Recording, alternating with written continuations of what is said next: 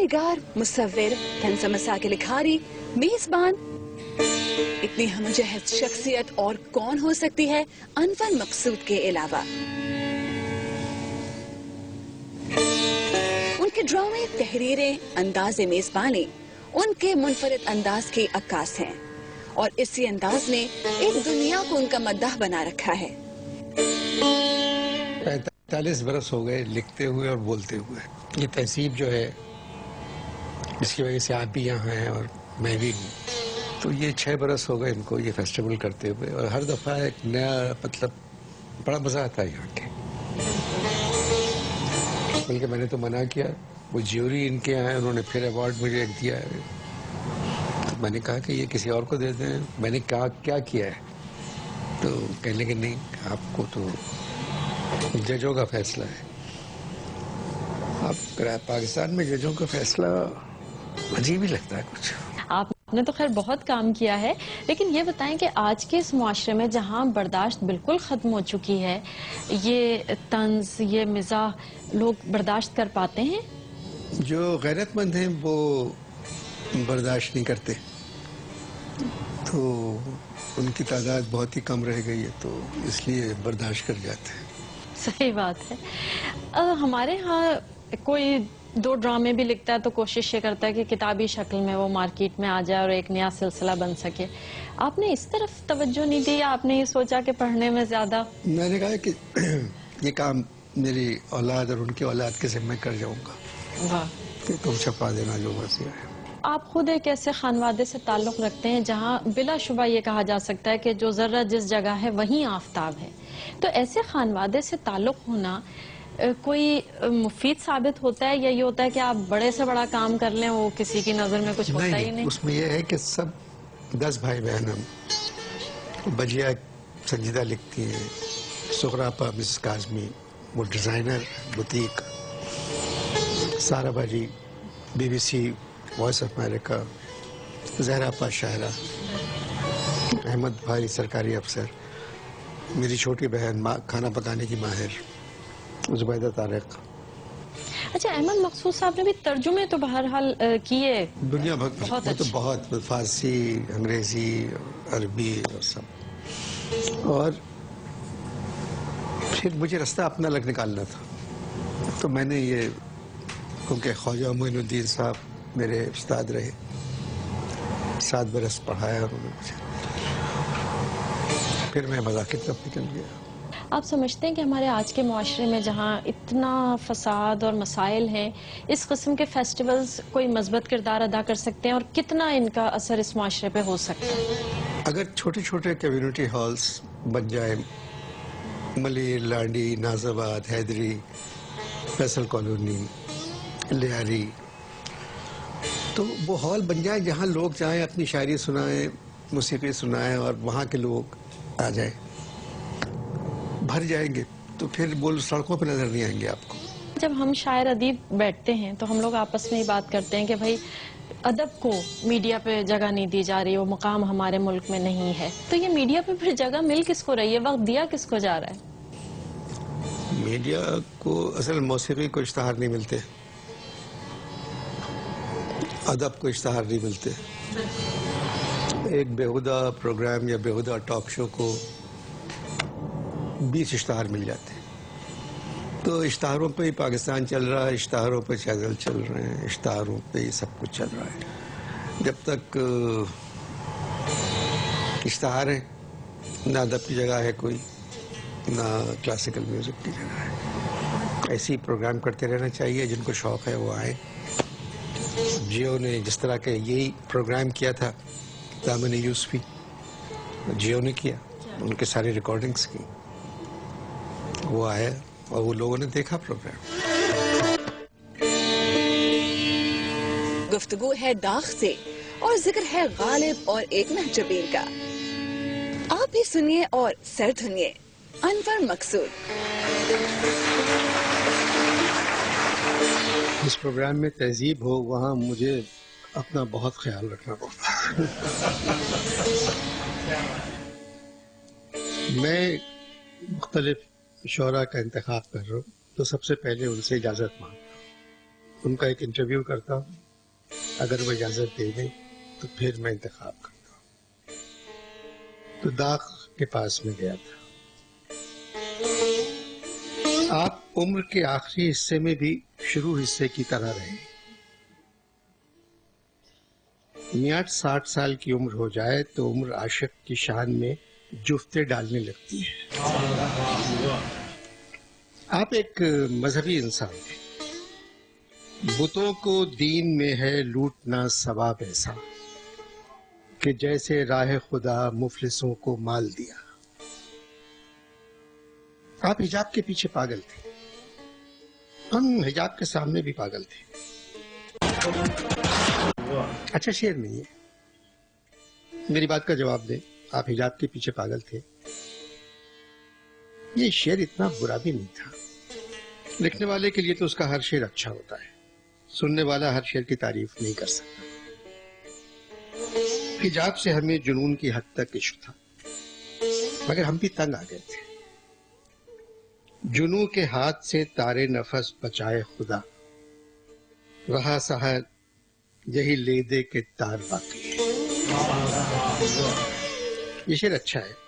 جب حجاب کلکتے چلی گئی تو آپ بھی کچھ دنوں بعد کلکتے چلے گئے۔ یہ کیا ایسی وحشت ہوئی داغ کو اٹھا کر کہاں گھر کا گھر لے گیا۔ وصل کے لفظ کے بغیر اتنا اچھا شعر، جبکہ اس شعر میں بھی وصل کی خواہش کا اظہار ہے۔ گھر کا گھر اٹھا کر لے گئے۔ ایک بات مان لیں، وصل کے معاملے میں آپ بے صبر تھی، اور خواتین کو یہ بات اچھی نہیں لگتی، چاہے ان کا تعلق بازار سے ہو یا گھر سے۔ میاں جو بے صبر مشہور کرتے ہو تم، میرے ذمہ میں بہتان دھرتے ہو تم۔ آپ اپنی شاعری غور سے پڑھیں۔ میاں وصل کا مطلب میری شاعری میں انتظار ہے۔ آپ سے 5 منٹ انتظار تو ہوتا نہیں۔ اب ایک کس سے بات کر رہا ہے؟ چاندنی چوک کی زبان پر نہ آئے، اردو ادب کے آفتاب محترم داغ دہلوی سے۔ ایک طرف تو آفتاب کہہ رہے ہو، دوسری طرف غروب کرنے کی کوشش کر رہے ہو۔ جا شب ہجر وہ سحر آئی، تو ہی جانے گی پھر اگر آئی۔ بات یہ ہے، انسان ہر کسی پر تو عاشق ہو نہیں سکتا۔ آپ کے پاس پیسہ تھا، پیسہ خرچ کر کے اگر وصال ہو تو پھر اس کا تذکرہ نہ شاعری میں اچھا لگتا ہے نہ نثر۔ میاں پیسے دینے کی بھی ایک حد ہوتی ہے۔ لگ گئی آگ ایسی دولت کو کہ روپے بھونتے ہیں چنوں کی طرح۔ آپ شراب بہت پیتے تھے، اور زیادہ شراب پینے کے بعد وصل بھی تقریباً ہجر کا سما پیش کرتا۔ مہتاب پر گمان ہوا آفتاب کا، رنگت جو تیری نشے میں اے محلقہ کھلی۔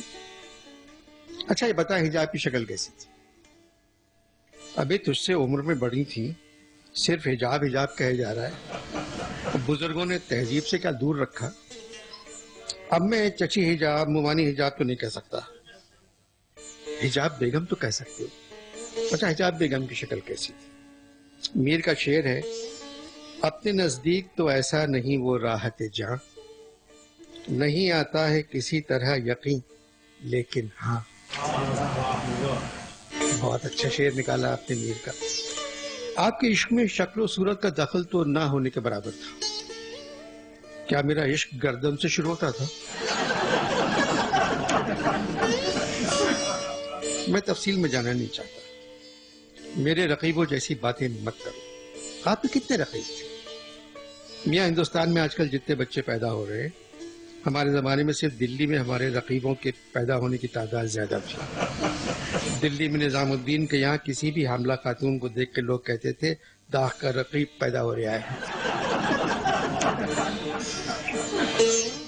گیا رقیب کے گھر بارہا شب وعدہ، بہت ذلیل مجھے تیری جستجو نے کیا۔ حجاب بیگم پر آپ نے اچھے شعر بھی لکھے ہوں گے، اگر یاد ہیں تو کچھ سنائیں۔ رہے الفت کو ایک سیدھا سا رستہ ہم نے جانا تھا، مگر دیکھا تو اس رستے میں سدھا پیچ و خم نکلے۔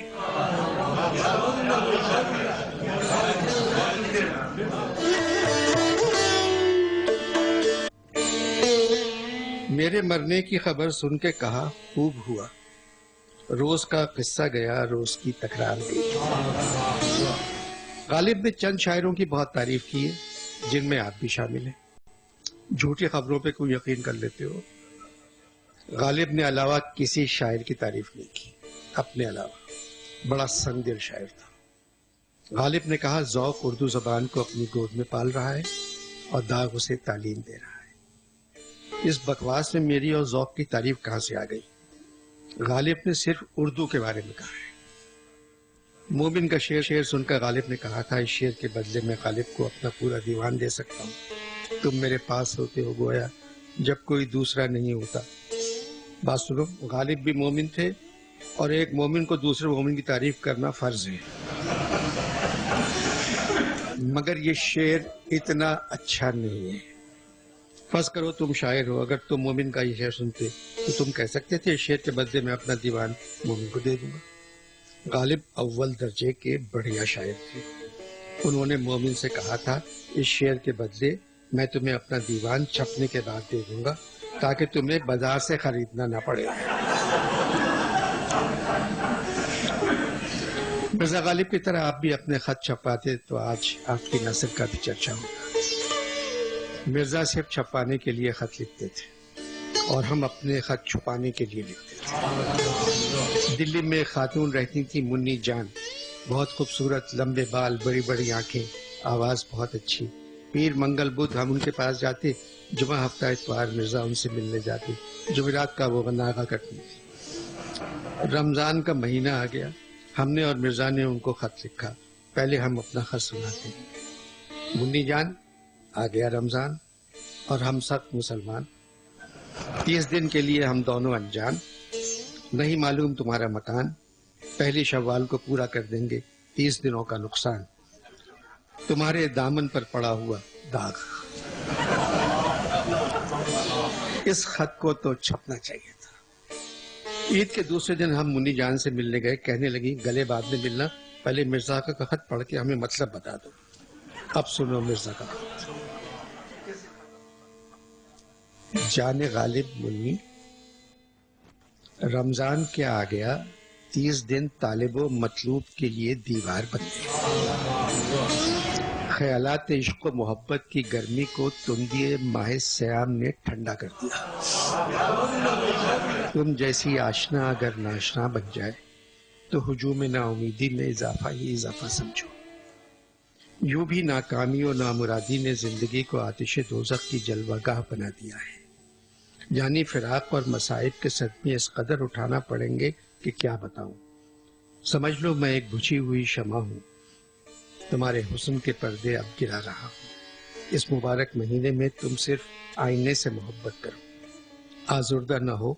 تم نے کچھ پیسے مانگے تھے، تمہیں کیا خبر پیسہ میرے ساتھ کیا شوبدہ بازی کر رہا ہے، بوجھ پر بوجھ ڈال رہا ہے، زخم پر زخم مجھے لگا رہا ہے، کچھ بن نہیں آتی، آمدنی وہی خرچہ بڑھ گیا۔ مان لو تمہارا بالا خانہ اب بھی میری نظر میں ہے، سیڑھیاں میری منتظر ہیں، مگر قصہ مختصر، خلاصہ اس کا یہ ہے نہ ہم تمہیں پیسے بھیج سکتے ہیں نہ اس مبارک مہینے میں آ سکتے ہیں۔ پیسوں کے معاملے میں تمہاری دوسری درخواست کے نہ آنے کا طالب غالب۔ آپ کو یہ خط کیسے یاد رہا؟ یہ خط منی جان نے مجھے دے دیا تھا۔ پہلے بتاؤ مجھے کیوں بلایا؟ میں آپ کی شاعری کا انتخاب کرنا چاہتا ہوں، اجازت چاہیے تھی۔ اچھا پہلے میرے کچھ شعر سناؤ۔ اس زور سے شور سے قاصد تو چلا ہے، یوں جلد کبھی توپ کا گولا نہیں جاتا۔ ابے کیا بکواس کر رہے ہو؟ یہ شعر کس کا ہے؟ لکھنؤ والوں میں سے کسی کا ہوگا۔ میں نے کہا نہیں آپ کا ہے، کوئی اور سناؤ۔ بل انہوں نے بھی بعد مرگ بھرا، میرے مرقد کے تختے اینٹ گئے، یہ مصفی کا ہوگا۔ میں نے کہا نہیں یہ آپ کا شعر ہے۔ کوئی اور؟ دل کا سودا ہوا تھا بوسے پر، تم نے لی میری جان پھوکٹ میں۔ ابے کون سے داغ کی شاعری سنا رہا ہے؟ نواب مرزا خاندار نہ ملا غدر میں کفن بھی انہیں، تھے جو دلی میں پوتڑوں کے امیر۔ اور تم کس قماش کے انسان ہو میری شاعری کا انتخاب کرنے جا رہے ہو, میرا ایک شعر بھی یاد نہیں. میں آپ ہی کے اشعار سنا رہا ہوں. میاں تنگ مت کرو اور مرنے کے بعد شرمندہ مت کرو. لکھتے وقت آپ لوگ کیوں نہیں سوچتے کہ یہ شعر بعد میں لوگ پڑھیں گے؟ بھئی ہم نے اچھے شعر بھی لکھے ہیں. سناؤ, سنیے.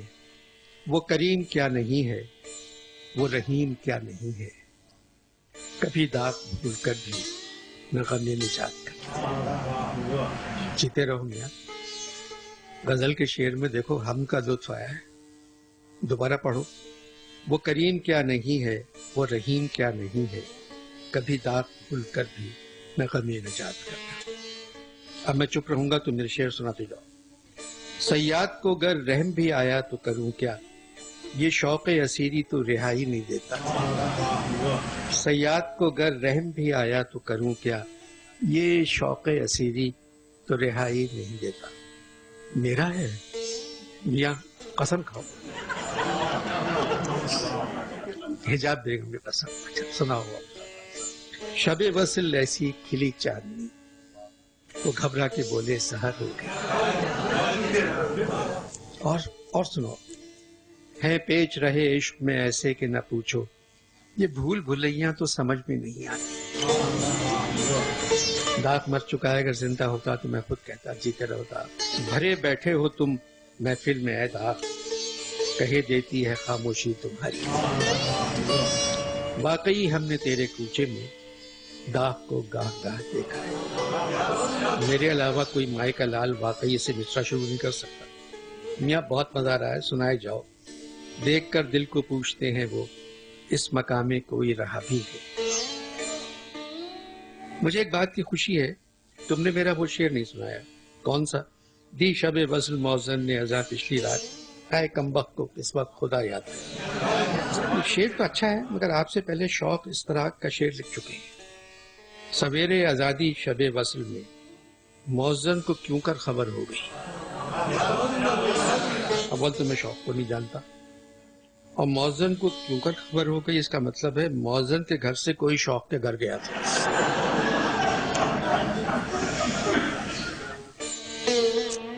کسی دوسرے شاعر کا ایک شعر سنائے جو آپ کو پسند ہو. ذوق کا ایک شعر ساری زندگی پڑھتا رہا, کیا شعر سنائے. زندگی میں ہی بھول گیا تھا تو اب کیا یاد رہے. اپنا شعر جو آپ کو پسند ہے. وہ جو داغ سحر بیاں رہا کہ سناگر اس کا جہاں رہا, کوئی شعر اس کا برا بھلا تمہیں یاد ہو کے نہیں.